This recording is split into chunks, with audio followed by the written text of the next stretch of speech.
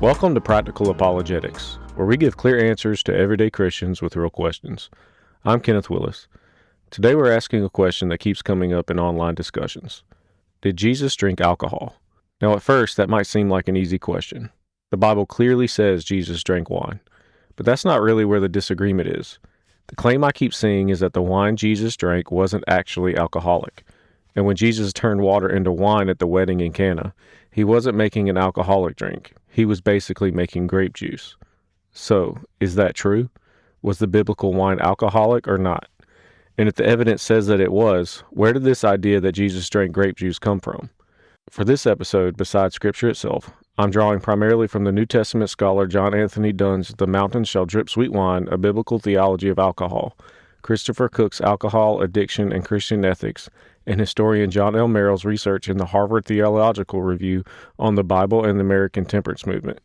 But today we're going to start where we always should, with Scripture. The normal Greek word translated wine in the New Testament is oinos. Now sometimes you'll hear the argument that oinos can refer to grape juice, and I want to be careful here. Words can have a range of meaning. We shouldn't build an entire argument around saying a word can only ever mean one thing in every possible context. Context matters. But one thing is absolutely clear. When the New Testament talks about wine, it can absolutely be talking about an alcoholic drink. Paul says in Ephesians 5:18, "And do not get drunk with wine, for that is debauchery, but be filled with the Spirit." You can't get drunk from grape juice. So, the question isn't whether biblical wine could contain alcohol. Clearly it could. The question is whether the wine associated with Jesus was somehow different. And that brings us to something Jesus himself said. In Luke 7, Jesus contrasts himself with John the Baptist. He says, "For John the Baptist has come eating no bread and drinking no wine, and you say, he has a demon. The Son of Man has come eating and drinking, and you say, look at him, a glutton and a drunkard, a friend of tax collectors and sinners." Now let's be clear. Jesus was not a drunkard. His enemies were making a false accusation against him. But look at the contrast. John came abstaining. Jesus came eating and drinking. If Jesus were also completely abstaining from alcoholic wine, the contrast becomes pretty difficult to explain, and so does the accusation. His enemies took something Jesus actually did and twisted it into an accusation of sin. Jesus drank wine. They accused him of being a drunkard. But there's an even more famous example. John chapter 2. Jesus is attending a wedding in Cana. The wine runs out, and Jesus turns water into wine. When the master of the feast tastes it, he says, "Everyone serves the good wine first, and when people have drunk freely, then the poor wine." Notice the situation being described. The normal custom was to serve the better wine first and the cheaper wine later, after people had already been drinking. That makes perfect sense if we're talking about actual wine. It makes considerably less sense if Jesus just made somewhere around 100 gallons of really good Welch's. Now that doesn't mean everyone at this wedding was falling down drunk. The text doesn't say that. And it certainly doesn't mean Jesus was encouraging drunkenness. But the context is describing wine as wine was normally understood, a fermented drink capable of intoxication. At this point, another objection usually comes up. Ancient wine was different from modern wine, and that's true. Wine in the ancient Mediterranean world was commonly mixed with water. Its strength and the way people consumed it weren't necessarily identical to the bottle of wine someone might buy at the store today. So I'm not claiming Jesus was drinking a modern Cabernet at 14% alcohol. We don't know that. But diluted wine is still wine. Alcohol mixed with water still contains alcohol. Saying ancient wine was often diluted doesn't turn it into grape juice. And we step back and look at Scripture as a whole, the picture becomes even clearer. The Bible gives very strong warnings about alcohol.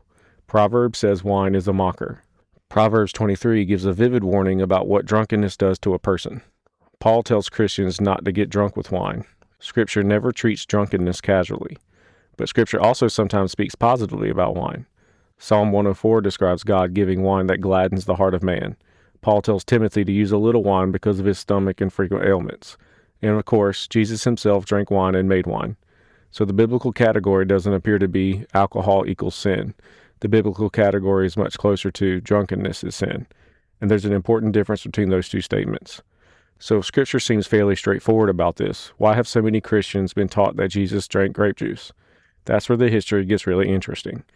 For much of Christian history, temperance meant what the word originally suggests, moderation and self-control.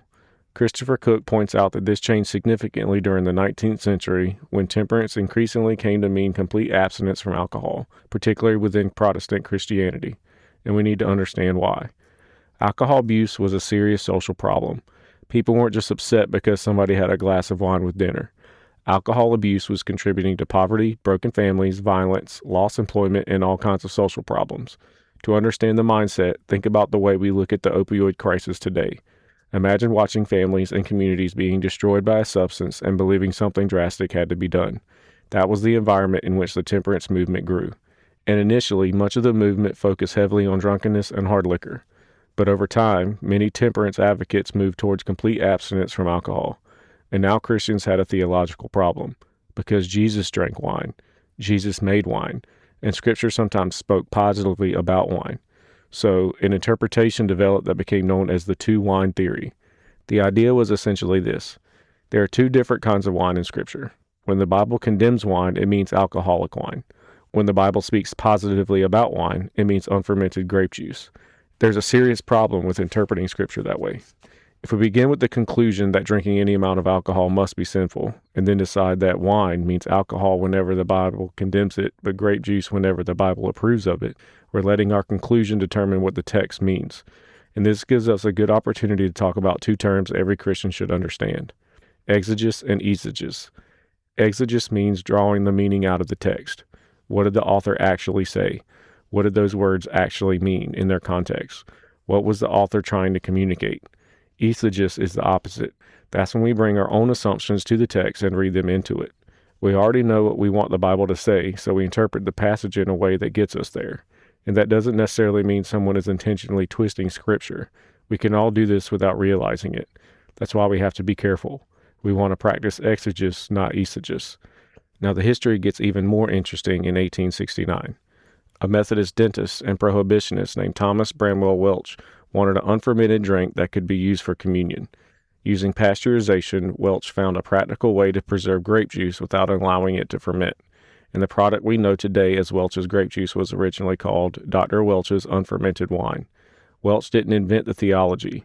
The abstinence movement was already well underway. What he provided was a practical way for churches committed to abstinence to use grape juice for communion. And over generations, that practice became completely normal in many American Protestant churches. That's where something can turn into what we might call folk theology. A real problem develops. Christians respond to it. A theological explanation develops alongside that response. Churches adopt the practice. Children grow up with the practice. Eventually, the history gets forgotten. And generations later, someone says, "Of course Jesus didn't drink alcohol. Biblical wine was grape juice." Not because they're lying. Not because they're deliberately twisting Scripture. It's just what they were taught. And I want to give the temperance Christians some credit here. Their concern was legitimate. Drunkenness destroys people. Alcoholism destroys families. They were trying to address a real social evil. And a Christian today might have very good reasons to never drink alcohol. Maybe alcoholism runs in your family. Maybe you've struggled with it personally. Maybe being around alcohol creates temptation for somebody you love. Maybe you believe abstaining is the wisest thing for your ministry. Or maybe you just don't want to drink. There's nothing wrong with that. But we don't need to change what Scripture says in order to justify abstinence. Three things can all be true at the same time. Jesus drank alcoholic wine. The Bible condemns drunkenness, and a Christian may wisely choose never to drink alcohol. So, did Jesus drink alcohol? Based on the language and context of the New Testament, the answer is yes. The wine Jesus drank and the wine he made were fermented beverages containing alcohol. That doesn't mean Jesus got drunk. He didn't. It doesn't mean Christians should drink, and it doesn't mean alcohol isn't dangerous. It means we should let Scripture say what Scripture says. Because even when our intentions are good, we don't protect Scripture by changing its meaning to support our position. When our tradition and Scripture disagree, our responsibility isn't to correct Scripture, it's to correct our tradition. Remember, faith isn't believing without evidence, it's trusting where the evidence leads. Join me next time on Practical Apologetics.